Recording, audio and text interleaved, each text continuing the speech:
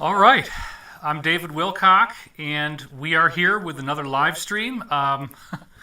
We have a very interesting show for you today, and I really am excited about being here with you and getting the opportunity to speak to you once again. It's kind of amazing I still have a channel, but I'm also going to only focus here on content that will keep the channel preserved.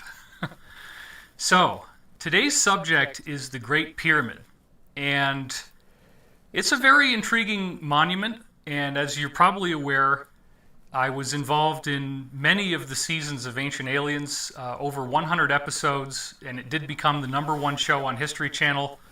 And apparently, according to things I heard from the staff at Prometheus Entertainment, it is the #1 most viewed show in countries like India and Bangladesh and many of the South American countries. Ancient Aliens is the show people watch the most. They were spending a lot on each episode. It was really good production value. And the basic hypothesis of that show, that I was starring in it since, I don't know, 2010, something like that. The basic hypothesis is that we have extraterrestrial lineage, that we are, in fact, not all natives to this planet, or at least the monuments on this planet are not native to the planet. Ancient Aliens didn't always speculate as to whether any of those people stayed here or whether they are somehow related to people on Earth. But what I want to do today is really unpack the Great Pyramid. Because even if you are very, very familiar with the kind of stuff that's going on here, you probably haven't seen any of this information on the Great Pyramid before. If you watch my stuff, you probably have. But what I'm going to do is express to you how the Great Pyramid is completely impossible to have been built by any normal human beings.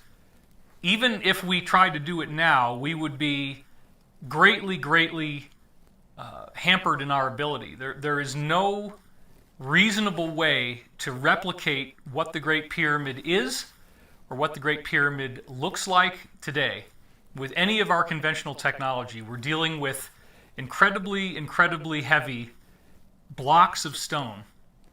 And for so long, the conventional viewpoint has been that this is all part of the work of primitives who, in some of the various iterations of this, they built stone ramps to go up to the pyramid so they could roll the blocks up, but there's no evidence of those stone ramps ever having existed.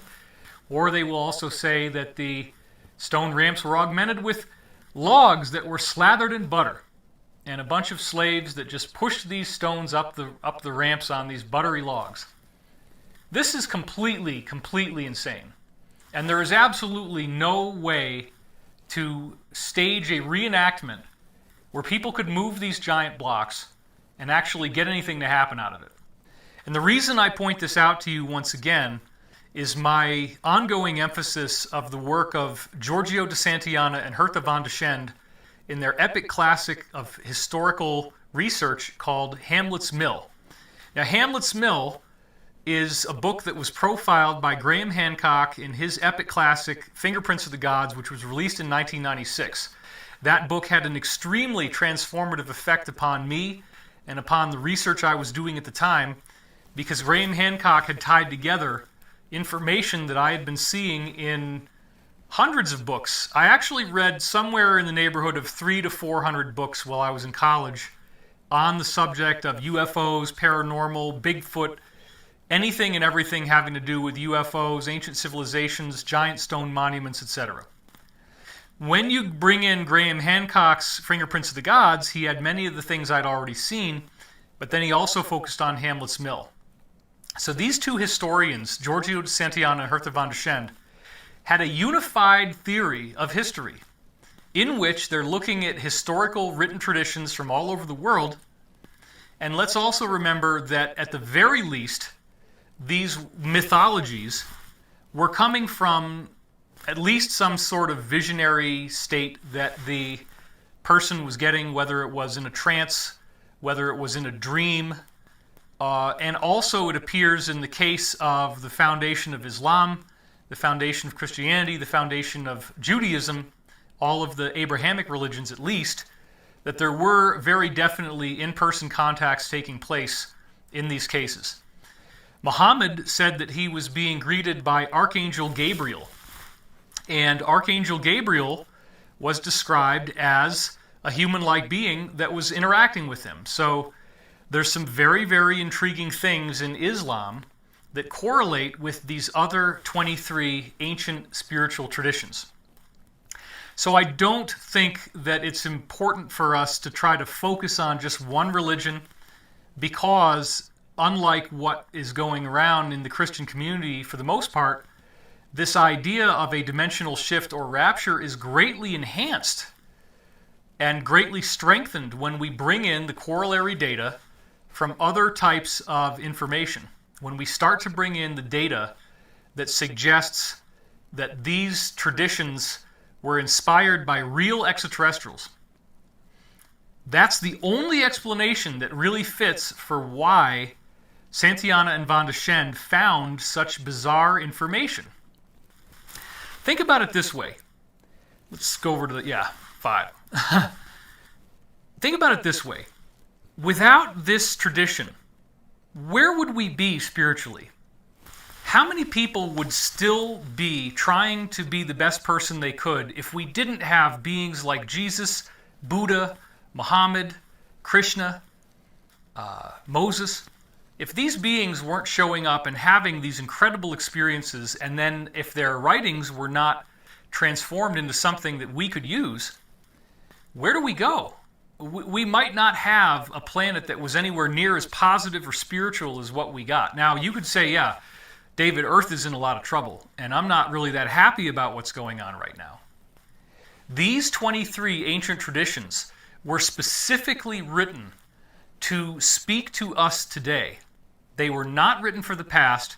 They were essentially time capsules. They were essentially encoded information that is relevant to what's happening right now, here and what did these 23 ancient traditions actually say? How did these two historians figure this all out and make this thing into something that is interesting and powerful and real for us here on Earth? How did they do it? Well, what they did is they started to identify certain weird codes inside these ancient prophecies. So, for example, all around the world, you have certain specific numbers that show up in these ancient spiritual traditions. Numbers like 72, 360, 2,160, 25,920 even, in the way that you add things up. One of the most convenient mathematical tricks, of course, is 360 times 72. And in fact, if you look up at the Capitol Rotunda, you can take the 72 stars around the rotunda. When you're looking up in the U.S. Capitol where Congress is, you look up at the ceiling, there's a mural up there of George Washington on a rainbow, which seems to be indicative of him achieving rainbow body. Remember that the Founding Fathers called themselves perfectibilists. They believed that their goal was to perfect their bodies and to perfect their country, to be in line with this ascension. And of course, what do we see on the obverse side of the Great Seal of the United States? On every dollar bill, we see a pyramid. And we see a very unique pyramid where the capstone is an all-seeing eye. And this has haunted and created all kinds of mysteries for people for many, many decades since this became part of the U.S. dollar bill in the early 20th century. I believe it was around 1934 that they started using it. I could be wrong. It could be earlier. Anyway, the point is, now we have a through line where in modern times we look at this particular number, 25,920. We're looking at it as a number of years, okay? And that number, as you probably already know, corresponds to a wobble in the Earth's axis. So, this wobble in the Earth's axis, imagine that the Earth is tilting like this, okay? It's tilted on its side, a little bit like this. But then, it's rotating this way. So let's say the whole Earth is spinning like this. But then at the same time, the conventional view is that the Earth's axis, let's see if I can do this right, because I have to do everything backwards, okay? The Earth's axis, they believe, is going like this, in the opposite direction. And so one spin of the Earth's axis like this is supposed to take 25,920 years. And how do we measure this? As I've said in many other talks, you can look at the position of the sun at the equinox, and you can see where that position will be, where the sun is rising on the horizon.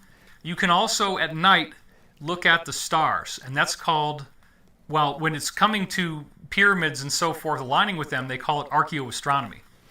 When you look at archaeoastronomy, now you're seeing that these objects that were built are aligned to certain stars. And of course, the infamous one that everybody knows about now was popularized by Robert Bauval, where he created a very decisive alignment between the three pyramids in the constellation, the three stars in the constellation Orion, and the three pyramids in the belt of I can't talk. The three stars in the belt of the constellation of Orion are identical in their size, position, and overall layout to the three pyramids on Giza Plateau.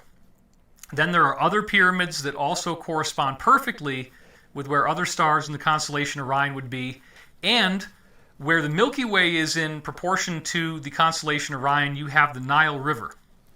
So these coincidences are not anything other than an alignment that is supposed to be seen and supposed to be deciphered.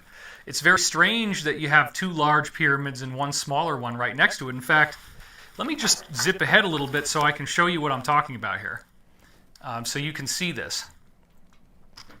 All right, so looking at it from the top view here in the slide, you can see the three pyramids, and you can see that there are two that are larger and there is one that is smaller. Also, we know that the Great Pyramid has these internal passageways that are very fascinating. There's an ascending passage, a descending passage. We're going to go a lot more into this as time goes on. But here again is a view of the three pyramids, the three big pyramids, and then of course there are also three tiny pyramids below it. Here's another gorgeous, gorgeous shot of the pyramid. Now, notice that the second pyramid, not the Great Pyramid itself, but the second pyramid is actually, it's actually got a capstone on the top still. And so, what's going on with that? Why does the second pyramid have these extra stones up at the top? Well, those are called casing stones. And the casing stones used to cover the entire pyramid, and they also covered the Great Pyramid. We're going to get into that in just a minute. But the point is, as you're looking at these images, I'll show you another one here. These three pyramids are very oddly positioned relative to one another, and you have the Sphinx nearby. This is looking at it from, actually, this is just a mirror image of the same kind of angle that you see here. And of course, we have a great deal of interest in the capstone and the idea of the return of the capstone after it has been so prominently profiled on the US dollar itself. So what is really going on here about this Giza alignment? If the pyramids are aligned with the constellation Orion, then how does that relate to this 26,000 year cycle that we were just talking about? Well, this is another thing that Graham Hancock covered extensively in his book, and the idea being that when you look at the actual alignment of the stars in the constellation Orion with the pyramids here on Earth, the 26,000 year cycle causes that alignment to drift in and out. So you're only going to really get one or two times in the entire cycle where the pyramid is actually in proper alignment with what you see on the ground, because then in Giza, it's tilting, right? The stars are tilting in the sky, so the constellation of Orion is going to be tilting like this, and so you have to get it when everything is lined up. That's what happens approximately 11,450 years ago.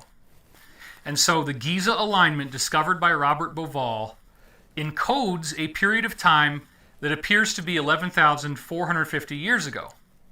Now, when I was reading Fingerprints of the Gods by Graham Hancock, I was further amazed by the idea that the Great Pyramid has the Sphinx rising on the horizon where the sunrise is 11,450 years ago.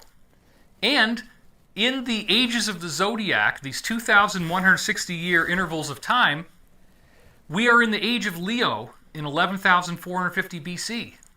The age of Leo is the lion. The lion is like the Sphinx, and the Sphinx is on the horizon. So does this suggest that there was actually a reason for why the Sphinx was put there that helps to further encode the time of when it was constructed? The answer is yes.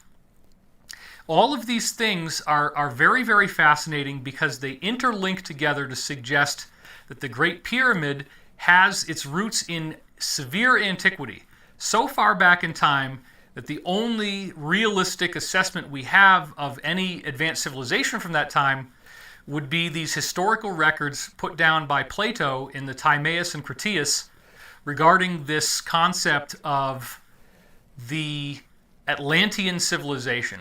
Plato is the one who got notes from the wisest man in Greece, Solon, who was actually able to infiltrate the Egyptian priesthood, to get himself in there, and to then be able to visually see all of the records. I'm sure they showed him a lot of great stuff, because we now know the Library of Alexandria was stolen and relocated into the Vatican Library. Now, they wouldn't say it's stolen. They would say it was protected.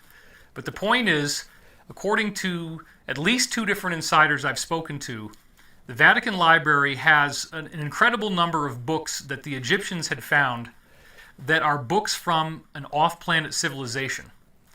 Off-planet civilization that actually traveled here from Mars. Their planet was destroyed. They traveled to the Earth, and they set up civilization here. So they apparently have books in the Vatican that include images of things like spaceships and space stations and blueprints on how to make them. They include pages of a material that is apparently almost completely indestructible. You can't rip it. Some of the books actually, believe it or not, had all digital information, where all the pages have is some kind of very advanced and sophisticated barcodes on them. Whether you would scan it with some device you have, we don't really know.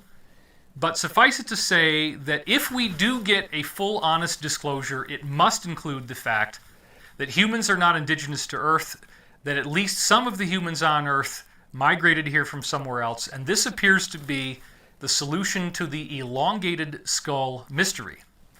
Now, you've probably noticed that a lot of these Cabal folks like to take credit for the elongated skulls and say that this is their lineage. In fact, we've been hearing for many years now that the final disclosure plan for the deep state, or whatever you want to call it, is to link themselves to these extraterrestrial immigrants. And then the story gets a lot weirder when you realize that in a full disclosure event, we're going to hear about the fact that there are at least 3 major spaceships that were found underneath the ice in Antarctica. And at least one of them is a massive mothership that's over a mile long. I've heard about this from a lot of different people. And just to recap on this, the ship is so large that it actually is a mothership, the big one, and it has these little trays on it. And the trays hold smaller UFO-type aircraft. When we look at those UFO-type aircraft, they appear identical or almost identical to the Tibetan notion of the stupas. And of course, if I had thought of all this before I started talking, I would have those slides for you to show this. But go look up the Tibetan stupa, and you will see an example of what these craft look like inside the mothership. It's the same. Well, the Tibetans, of course, have some very, very interesting records. Apparently, the Germans went over there and acquired technology and books that helped them to understand how to build these vimanas. Because remember, the Tibetans were migrants. They migrated from India up into the mountains to escape persecution. And what started Tibetan Buddhism was essentially a modification of different types of Buddhism, such as Vajrayana Buddhism. So all of these 23 different ancient cultures, that includes Buddhism, that includes Tibetan culture, they all have weird mathematical encodings of this precession of the equinoxes. That's the big surprise. Why do all of these indigenous cultures, who definitely should not have been able to calculate a 25,920-year drift in the stars in the sky and understand what that was. They're supposedly savages. Why did they all get very sophisticated mythology where it deftly weaves in these precessional numbers into something that you normally wouldn't even think would... why would they care? Why would there need to be 72 of these and 2,160 of these and that kind of stuff? And that's just some of it. Honestly, to even try to summarize Santayana and Deschênes' scholarship in a short period of time is futile. There's so many different things that these ancient traditions teach. But I want to be very clear with you right now that most, if not almost all of them, agree on what happens at the end. You can be all excited about the 25,000 years and say, wow, David, it's amazing, the stars are moving through the sky. Nobody really cares, right? It's like, big deal. Okay, yeah, that's pretty cool if the Great Pyramid's 11,450 BC is when it was built. That makes it like over 13,000 years old, because you got to add 2,000 years on after BC, right? So, is there something else to this? The ancient religious prophecies say that at the end of the cycle there is some sort of solar event. And some of them describe this in very weird encrypted metaphor. There's a metaphor, for example, of horsemen that are riding around in circles, and then eventually the horses in this case are actually grinding a mill. So this is another one of the strange things Santayana and von Deschênes talk about. And again, I don't have any slides for this, I apologize. There's been so much amazing stuff going on this week. Plus we wanted to get this multi-camera shoot going on, where we can get you from close-up, or we can go over here and do a wider shot. I'm very happy about that. I also wanted to get Old Glory put in the frame. This is a very good time to be supportive of the United States and of what we're trying to accomplish here. So, again, these ancient prophecies talk about a mill for grinding grain. And that's why the book's called Hamlet's Mill. So just bear with me for a second as I explain this without visuals. The basic idea is that we have this cycle of time that we're all going through, and it is related to a wobble in the Earth's axis. So the way that ancient cultures used to make any type of baked goods is that they have to grow wheat, and if you've ever seen wheat, it grows up to about the height of your knees, not too much more. It never gets that tall, and it has these very large seed heads on the top. The seed heads have seeds inside of them which are called wheat berries, as you may know. How do you get those wheat berries out, and how do you turn them into usable food? Well, what you do is you take the wheat berries, you cut the wheat berries off, you dry them out, and then you throw them into a big bowl, a big round bowl, okay? And then you have a millstone, and you have the millstone inside the bowl, so there's a channel that the millstone is supposed to grind around in a circle, you see. And then as you grind the millstone around in a circle, here's the really beautiful thing about the wheat grain. You can separate the ground wheat berry flour from the stalk and the hard material that's surrounding the wheat berries. And that stalk and hard material doesn't actually turn into a fine powder. It stays as long, thin pieces, and that's the chaff. So if you've ever heard the word chaff, that's where it comes from. So you have to kind of blow on it and get all the chaff out. And when you blow on it, all the chaff is very light and it all floats away, but what's left is this powder at the bottom, and that's your wheat flour, okay? So each of these ancient cultures seem to have been given this technology of how to grow grain and how to store it so that they are protected from famine as a result of their contact with benevolent human extraterrestrials. That is one of the basic things we can assume that is talked about in Hamlet's Mill. In other words, up until the time that these benevolent ETs started to contact us and give us these fascinating in-person contact experiences that led to mythology, that led to these written records that are extremely amazing being made, up until that time we were hunter-gatherers.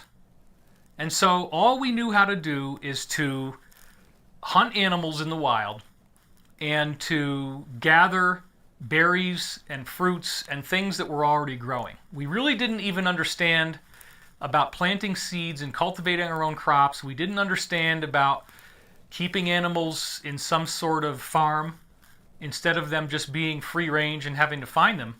All of this type of like agricultural knowledge came from these higher beings. The higher beings also gave us architecture.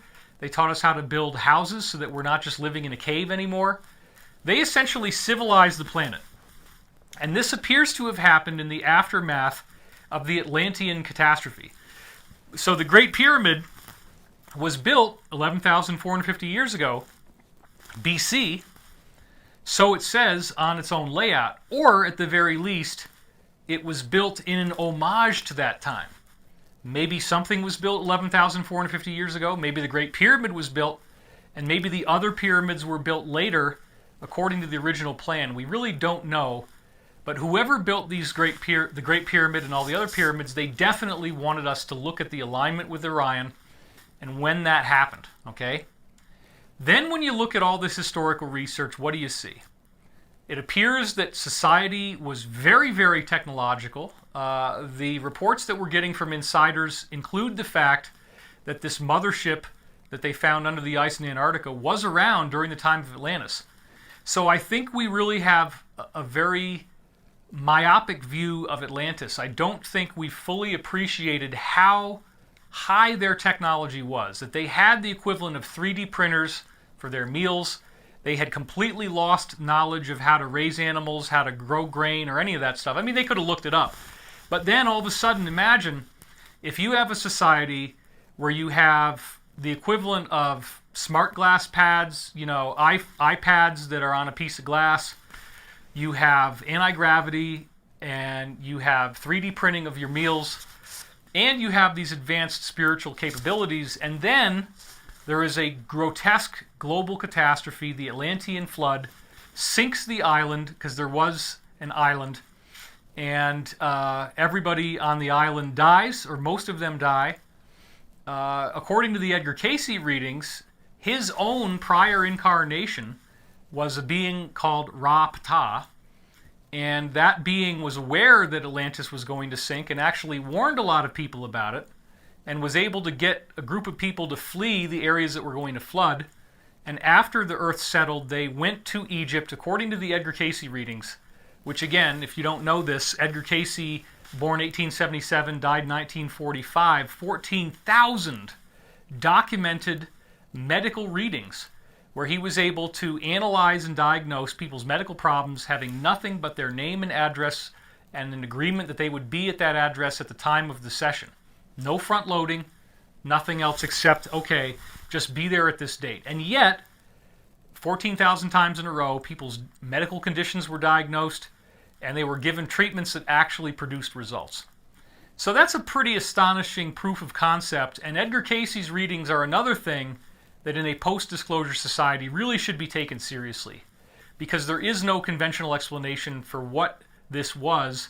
And it is also very interesting that whatever source was speaking through Edgar Cayce always used the pronoun we instead of I, almost always, or at least at the beginning of every session it would begin with we.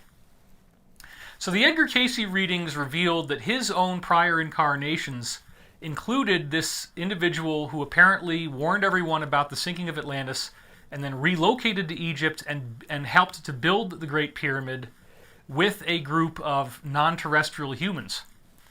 And so we'll get into that a little later, because that's a very big focus of my whole life's work.